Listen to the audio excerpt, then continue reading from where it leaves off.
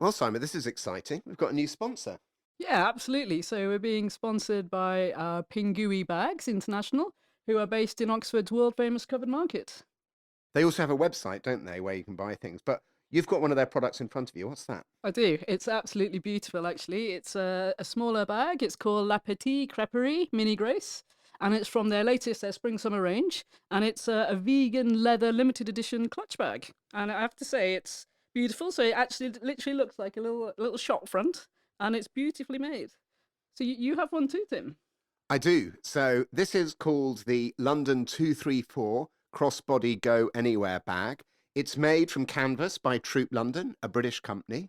It's made from eco-friendly materials, and it's beautifully handcrafted. It's got lots of pockets, and it really is fantastic. So I'm certainly going to be using this to come down to the podcast with all my bits and bobs in it. It does suit Fantastic. you, actually. No, it So, does. It's great. and so PinGui refresh their range twice yearly. So if you want to know more, it's really best to head over to their website to have a look.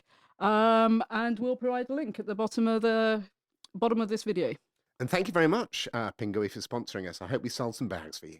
And while you're there taking a look at their website, please also hit like and subscribe to Science of the Times.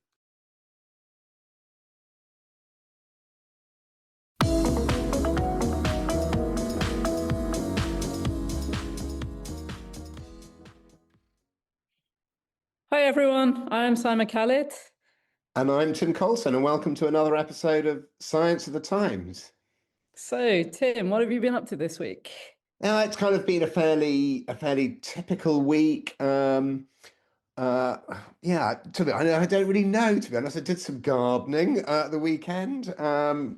And I was on, maybe that was 2 weeks ago. I was on the Life Scientific. I don't know if we talked about that, maybe not. But anyway, if we didn't, another plug. Well, I listened to it and it was fantastic. Really, really cool. So well worth a listen, folks. Listen to Jim Al-Khalili questioning Tim on Life Scientific. No, fantastic. And actually, you have been up in Bradford. You were doing a really big talk, weren't you, to the British Muslim? It was a Muslim institute Yeah. invited me to give the second Ibn Sina lecture. And it was really nice. It was in the City Hall in Bradford, hosted by the Lord Mayor. So it was took my parents over and they had a great time. So it was fun. And it went well, I assume. I think so. Yeah, lots of questions, lots of interesting questions about not just science and medicine, but AI. Actually, sort of these Yeah. topics that we've covered in the podcast and come up again and again. People sort of concerned, I think, about what the future has in store when it comes to AI. No, well, congratulations on being asked to do that. That's a real honor. And I bet you were a bit nervous. I would have been. I was very nervous, especially when the mayor walked in all his gold, and I Oh, was, wow. sat there He, thinking, "Oh, better do a good job here." he was all blinged up, was he? That's right. Cool. Well, today we've got a chap called Max Telford on. And so he's he's a bit like me, he's a zoologist, but he's actually interested in the tree of life. Cool. And he's just written a book, sort of going through the journey and trying to solve the big question. So where do we all come from and how are we all related? No, that's right. And he really focuses in particular on the animal tree of life, but he does go right the way back to life's beginning. So it's a good read. Well, should we get him on? Yeah, let's go for it. Fantastic. So Max has now joined us on the line. Max, would you like to introduce yourself and say a little bit about who you are and where you are? So I'm Max Telford. I'm a zoologist at University College London. I've been interested for 35 years, perhaps a little bit more, in the animal tree of life. So I'm a zoologist rather than just a general biologist. And I've been working on some of the thornier problems of how big animal groups fit together and how they're related to each other. And all the best people are zoologists. I obviously being professor of zoology. So congratulations on your new book that just came out last month. I really enjoyed reading it.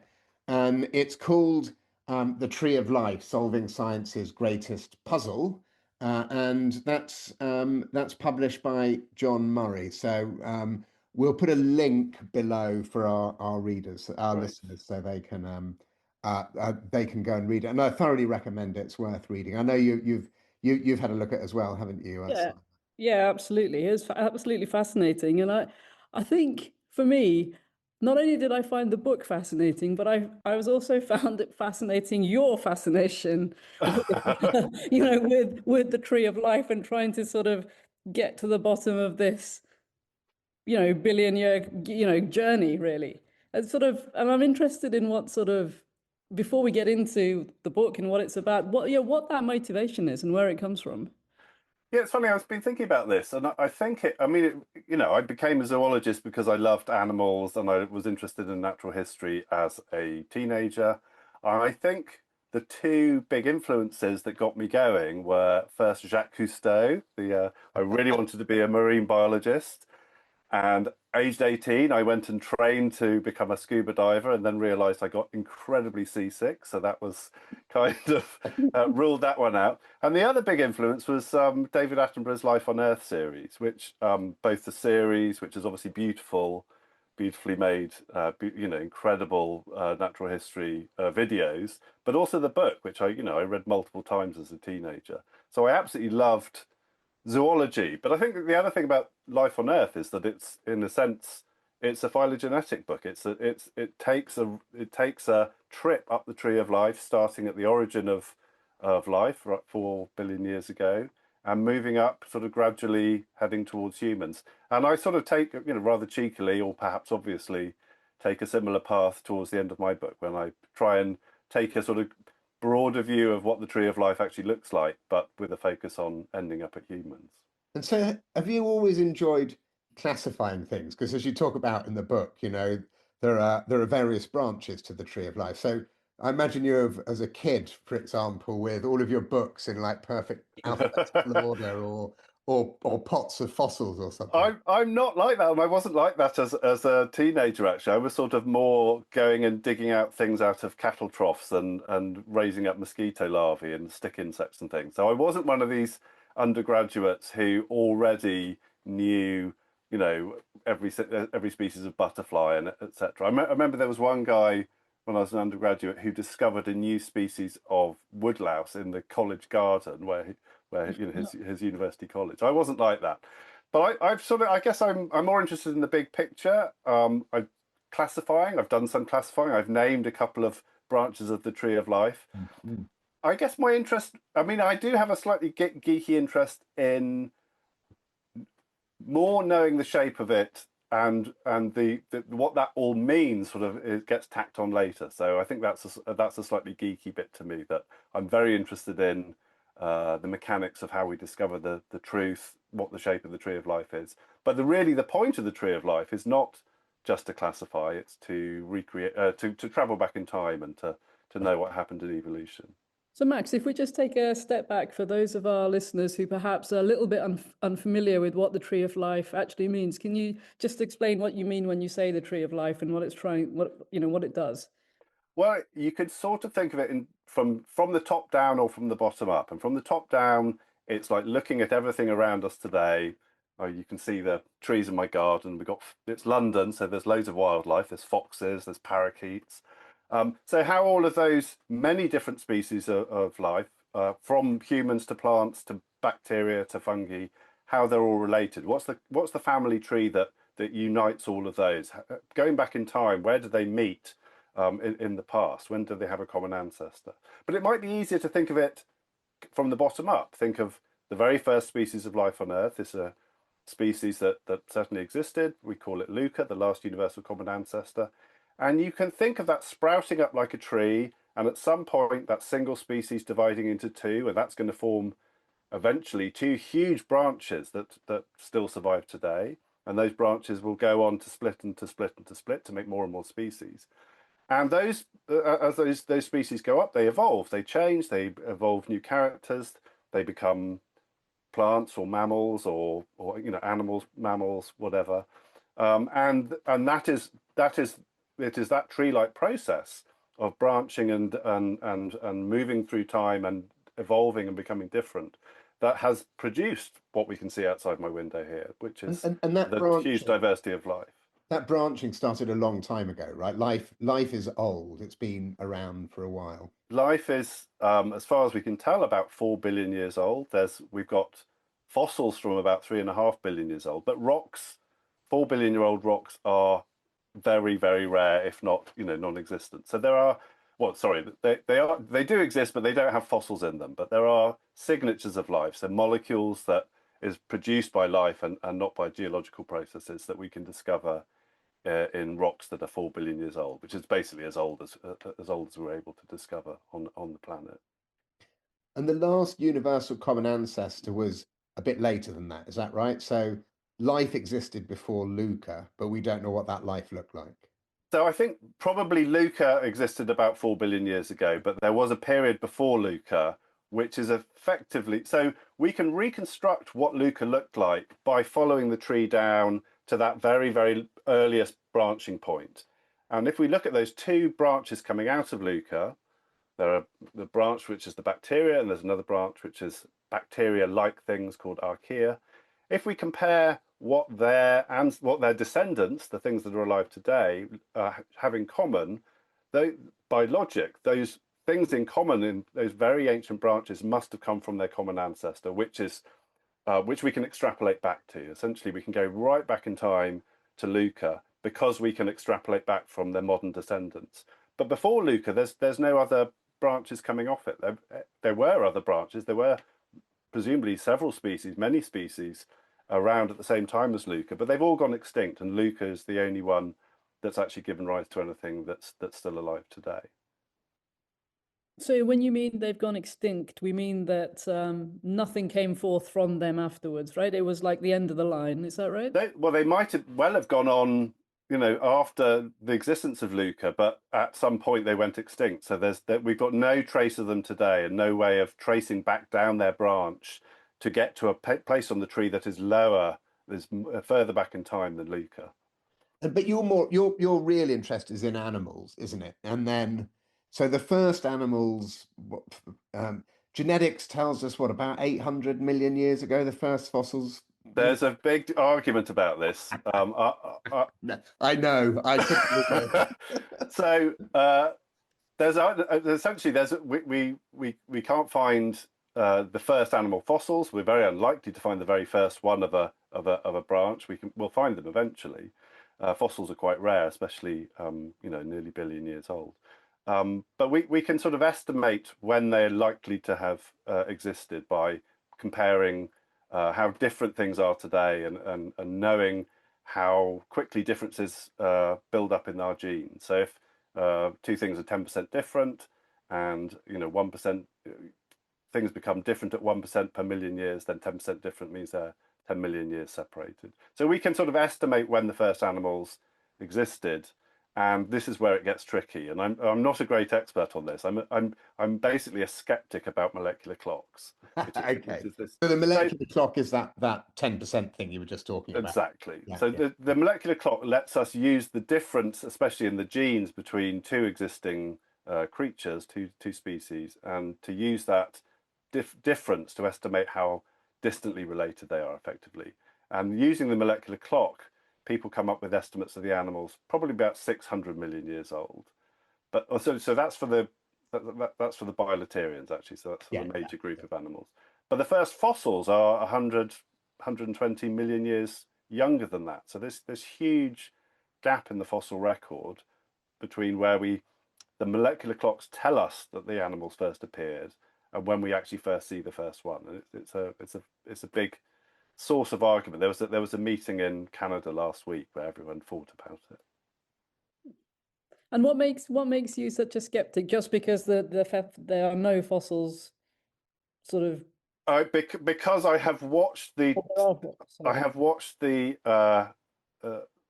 gap between the molecular clock estimates of when animals first appeared and the fossil estimates, which haven't changed, get smaller and smaller and smaller and smaller over the last 20 years.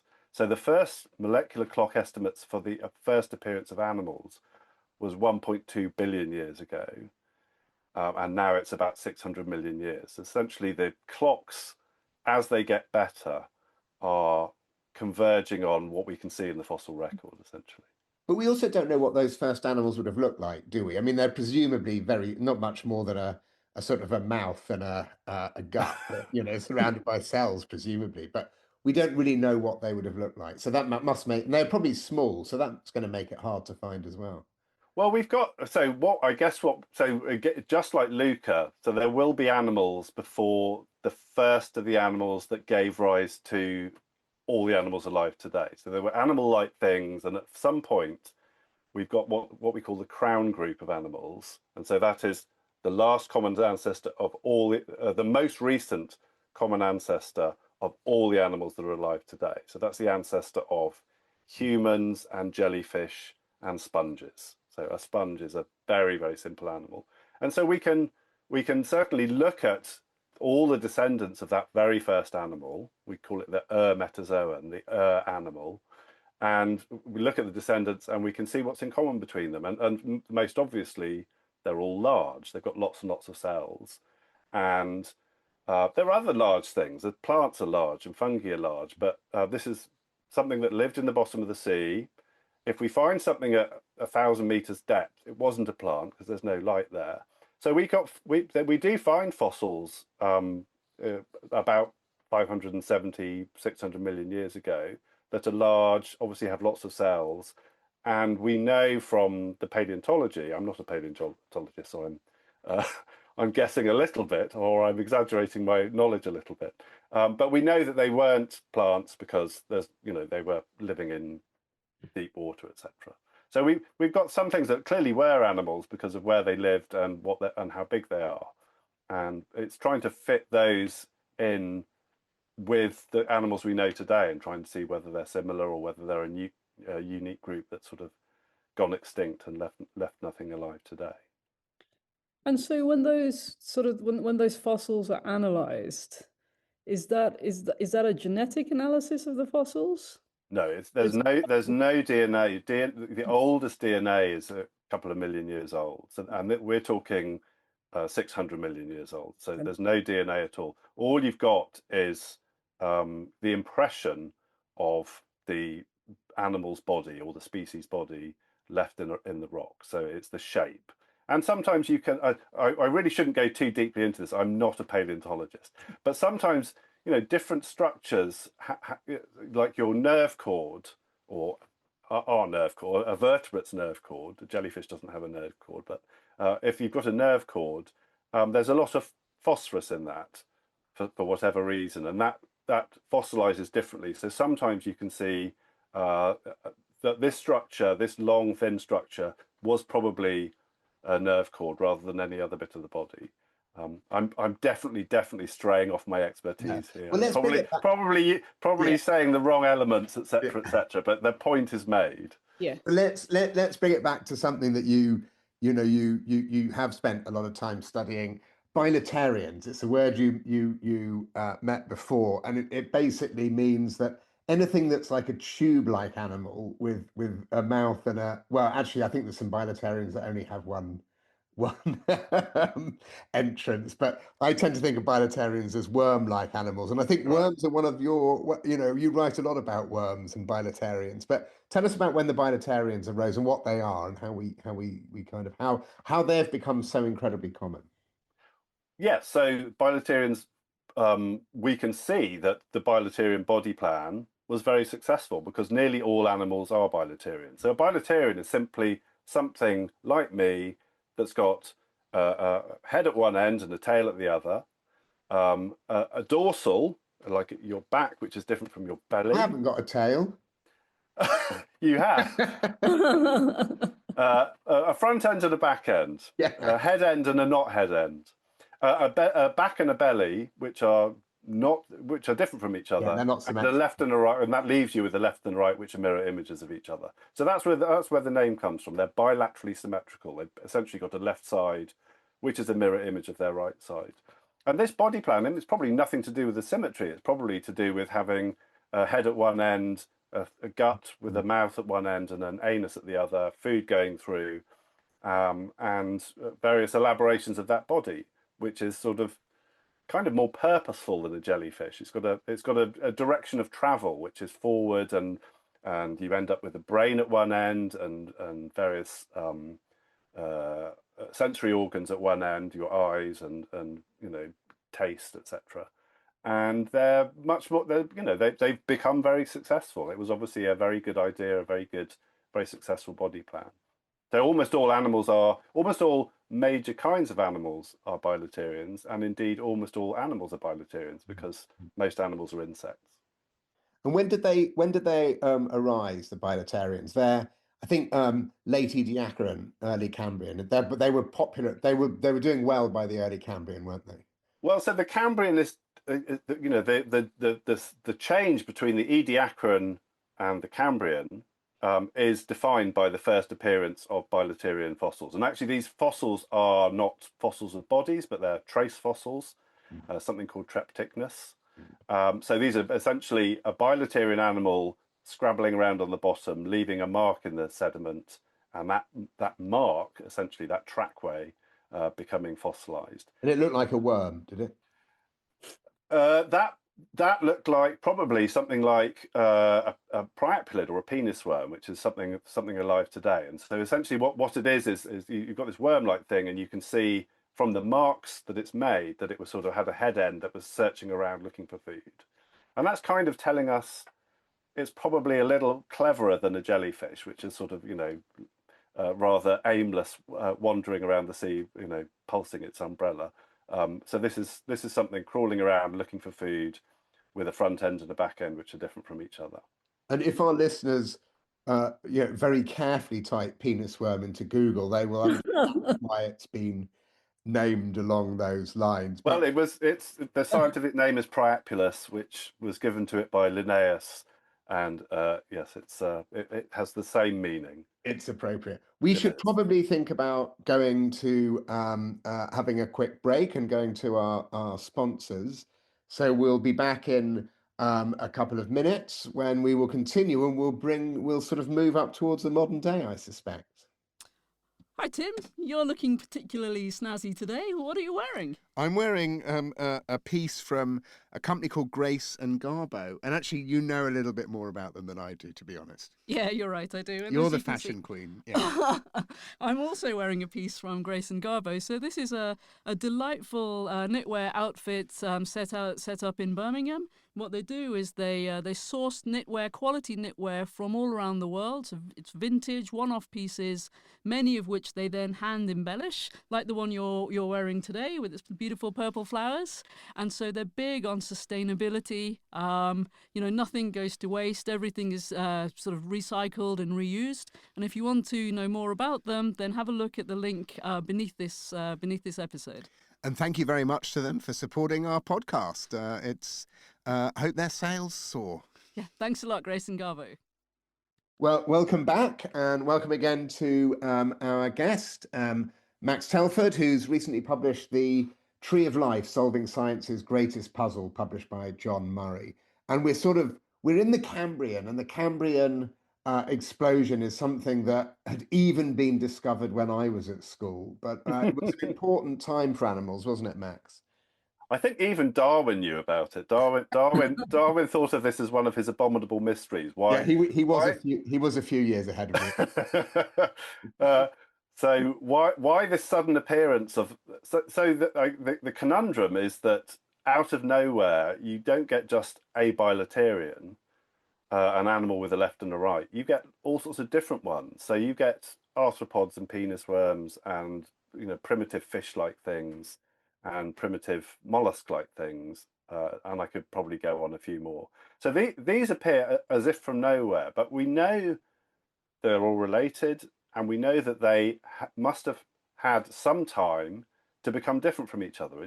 You can't become as different as an arthropod is from an earthworm instantaneously. So that some time must have passed before their common ancestor existed, and between the point at which their common ancestor existed and at which they appear in the fossil record. So I sort of hinted at this before, that this estimate of when they first appeared is older than their first actual appearance in the fossil record, and so there's this this conundrum that people are still arguing about. So, Max, geographically, these appearances, are they all over the world when they start appearing, or are there sort of discrete localizations? They're all over the world, but I think that the thing to, and they're sort of spread out in time. So the Cambrian lasts for millions, tens of millions of years, and the most famous ones actually are Middle Cambrian. So these are the famous Burgess shale fossils. So this isn't the first appearance, but yeah, they're found all over. They're found all over the world. Well, not everywhere because rocks that old are rare, but where we find rocks that old, we're finding evidence of bilateral animals. And that was back in the time of just all the land where there was nothing living on the land. Obviously, plants hadn't No. made it. And was it just one big continent? Yes, you've got me there, Tim. Okay, don't worry. Certainly the continents were moving around, and I think you're right that Pangaea was around at the time of the Cambrian explosion. Yeah. Okay. So I Yeah. think it's important for our listeners just to get an idea of the scope of what we're talking about here, right? So the time span is millions of years. The geography is all over the world, which the Earth doesn't look like it looks like now. And so to try and put that into a sort of, not put it into a modern context, but in the world we are in now, and there's I guess, a level of imagination also that has to come into it when you're trying to piece these things together and imagine the world. You don't have photographs or anything like that of, what it looked like then. So I guess the layers of complexity are enormous, right? Yeah, and it's these millions and billions. It's hard to picture these, and so I use in the book I use this sort of human timescale to try and get some idea of how much time is passing. And what's extraordinary, so my human timescale is the soles of its feet are the beginning of the formation of the Earth, which is about 4.5 billion years ago, and the very top of the head is today. And so as we move up that body, we can see things happening and sort of get some grasp of when it happened in the history of the Earth. And what's extraordinary is that on that timescale, the animals appear at the bottom of the chin. So really, really recent thing. And humans, it's the cell, the last cell on the top of your head. It's incredibly recent on that in the geological timescale.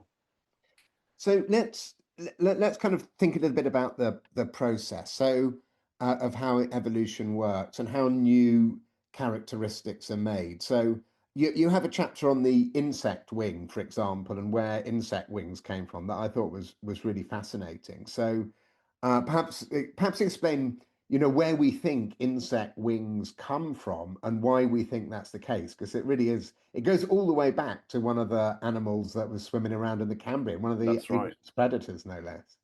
Yeah, so there's been actually rumbling on for probably 100 years is an argument about how insect wings first evolved.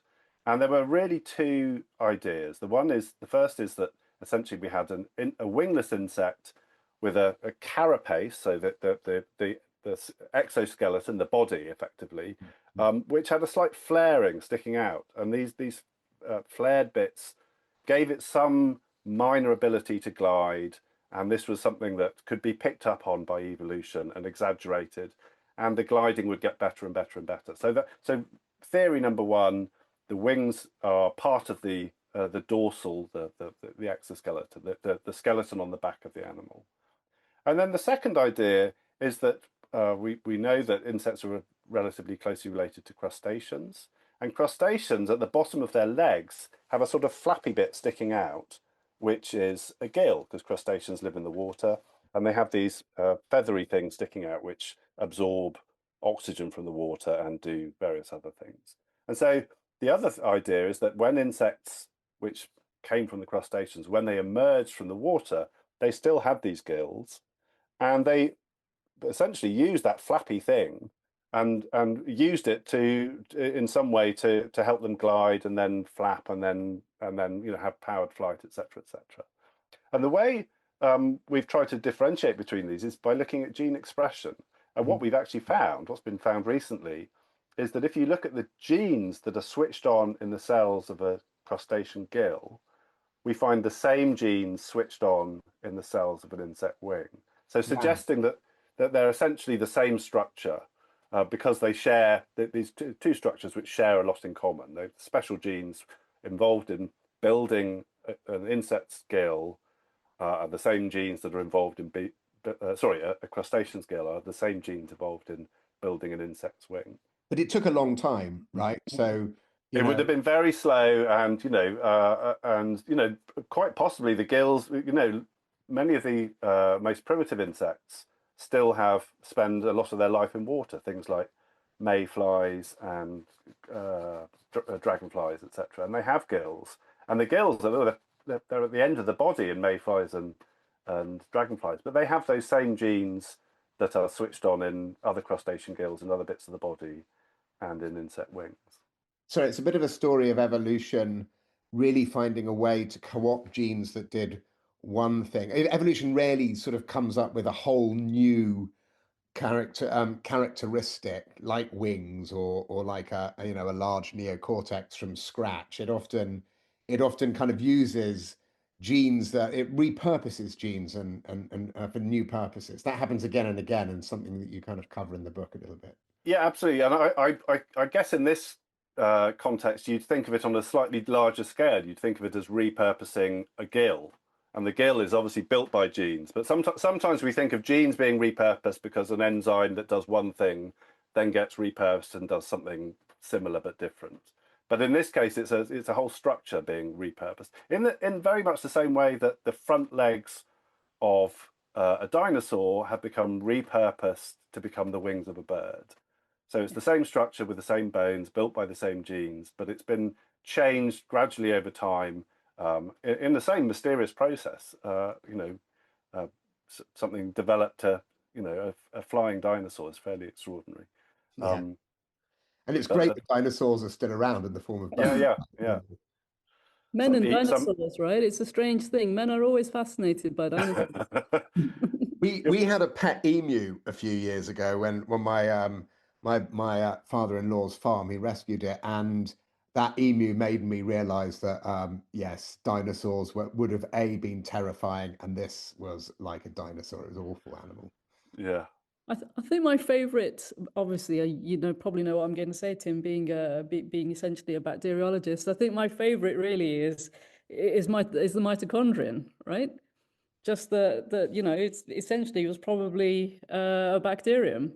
Well, yeah, you're absolutely right. So I talked about a while ago. I talked about these two branches coming out of LUCA. One being the bacteria, the eubacteria, the proper bacteria, and the other being the archaea, which used to be called the archaebacteria. So these are very, very simple creatures, tiny single-cell creatures. But at some point, one species of eubacterium and one species of archaean have come together to form a completely new cell, which is a much more complex cell. And so that the archaebacterium has essentially turned into the mitochondria in all eukaryotic cells. So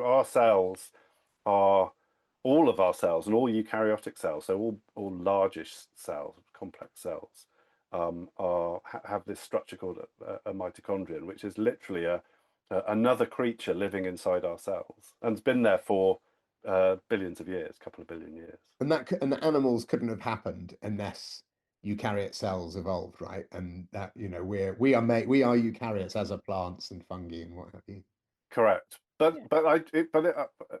people always talk about the inevitability of things. I think it wasn't very inevitable to get animals. It took 2 billion years before anyone had the idea of making an animal. So it wasn't an obvious thing to do. No, that's fair enough. So how complete is the animal tree of life then? I mean, is your job done? You've written this book. Can I finally retire as a zoologist? I think, well, there's various ways in which it's not complete, thank goodness, and my career continues. First of all, there's bits we argue about. So some of it's easy. It's very obvious that mammals all belong together and that birds belong somewhere else. So there's big bits of the tree which we can say very confidently we've solved this bit. But the bits I work on are the tricky bits where we've got weird organisms which have thrown away half their genes or become very simple in other ways. There's occasions on the tree where lots of species appeared all at once. And so untangling their exact relationships is very, very difficult. So these things called adaptive radiations, a good example being the Darwin's finches, or the fishes in the African Great Lakes. So there's lots of bits of the tree which I think are very important and need sorting out, and I argue with people over and have been doing for the last 30 years. So there's plenty still to solve, and there's mistakes we've been made that need correcting, etc. And the other way in which it's incomplete is all the species, all the extinct ones that we're never going to know because they haven't left fossils. Almost no bacteria have left. There's probably literally trillions of bacterial species that have gone extinct and we'll never know about. There's lots of things alive today that we don't know yet.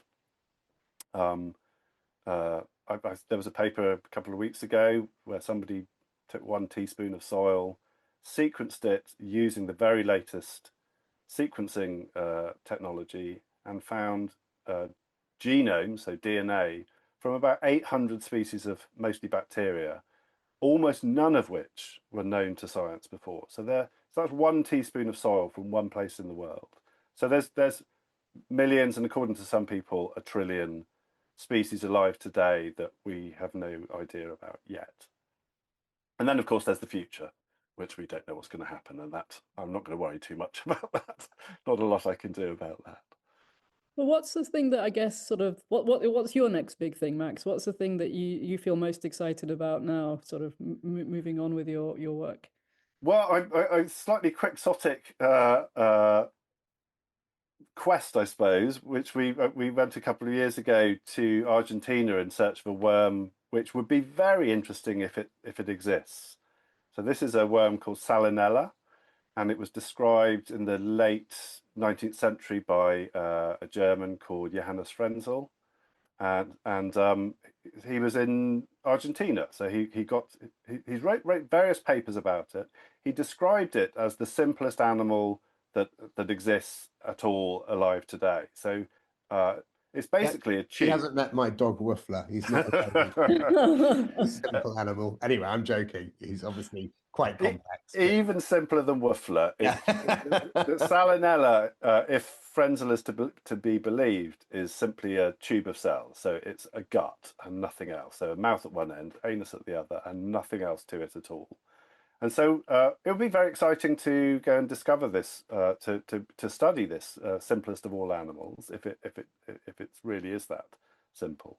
But nobody's seen it since Frenzel described it in the late 19th century. And is that because the habitat it lived in is gone, do you think? I mean, you mentioned in the book that it's probably the salt marshes, I think it was, where he said he'd found it, don't really exist there anymore. Yeah, so we went there, and it's the Argentinian Pampas, which is just a huge flat area to the east of the Andes, and presumably, I don't know, I wasn't there in the 19th century, but it was covered with pampas grass and little else. And that today, we went there a couple of years ago. It's completely and utterly covered with farms. So as you drive along, there's nothing but soya and alfalfa and whatever else, and they're all fenced off.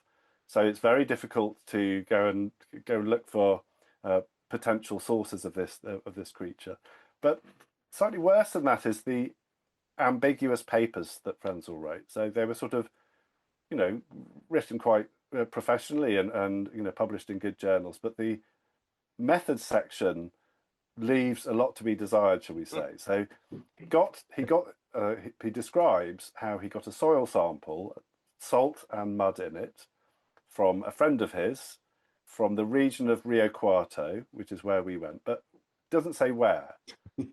So we don't even know if the region of Rio Cuarto means within a mile of the town or within 50 miles of the town.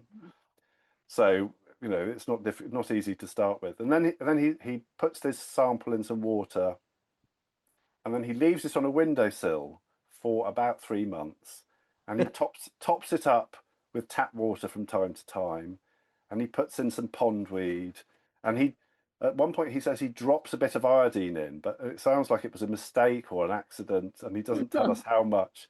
And then after 3 months, he discovers in the bottom of this, this jar on his windowsill, this magical and potentially very, very exciting worm. Our most distant animal relative, if Frenzel is to be believed. Still alive. Still alive, yeah, and happily reproducing. Sounds a bit dodgy, doesn't it? Really? So I forgot to mention at one point he says quite a lot of sand and flies blew into the water through the window. So honestly, we don't know where the soil sample came from. We don't know where the worms came from, and the whole thing is very mysterious. But anyway, we got there having studied Google Maps and looked for possible sources of salty, sandy soil. So we're looking for bare patches with a white crust. You can zoom in on Google, and a tiny number of them were within sort of reach of a track or a road. We couldn't actually get to them because it was all fenced off. But my colleague Philip, who I was with, had a drone.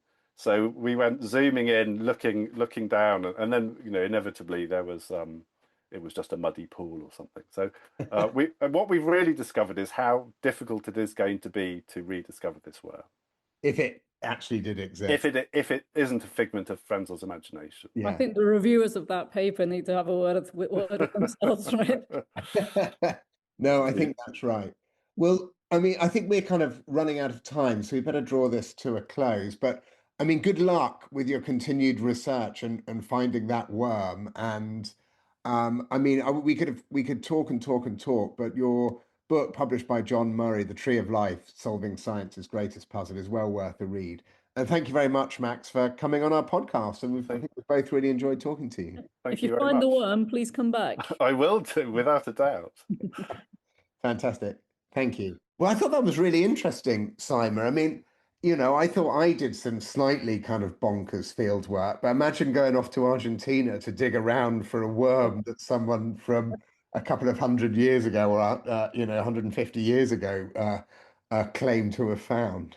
Yes, it was quite funny. I was wondering, the person who wrote the paper, was he totally sober? Had he smoked something? Can we test that? But I mean, remarkable commitment to, to his field, just to go out there and look for that. And I sincerely hope he finds it. I tell you one thing I really loved, trying to understand quite how long life has been around. I hadn't heard his analogy until I read his book about going up the height of the human body and sort of how at what point different animals and different life forms arose. Really fascinating. So we're here, right? So sort of animals are at the chin level, is that right? That's right. And then like humans are just like the very top layer of skin. So we think we're so important, we've been around for ages, but actually, we're just less than a blink of an eye of geological time. Absolutely. I think at school I really struggled with the spatial scales of biology, which of course you don't have in the same way in chemistry. And then now on top of that, when you consider the temporal scales as well, it becomes quite mind-boggling, I think. No, it does. But I thought he did a great job. And I have to say, I enjoyed talking to him, but I did enjoy his book. So I'd encourage our listeners to go and have a read. For sure. Absolutely. Okay. So and then what are we doing next week? Next week, we have Ian next week, right? Ian Goldin. I think that's right. I think we're going to be talking about migration and how important it's been over human history. That's right. So it's specifically human migration over, again, a long time span. I actually heard Ian give a talk at the Woodstock Book Festival, a science festival, a few weeks back, and he did a great job. And I was thrilled when he agreed to come on the podcast. No, it's great. It's fantastic. Well, I look forward to that. But otherwise, have a good week. Yep, I'll see you around, Tim. Okay, thanks a lot. Bye, everyone.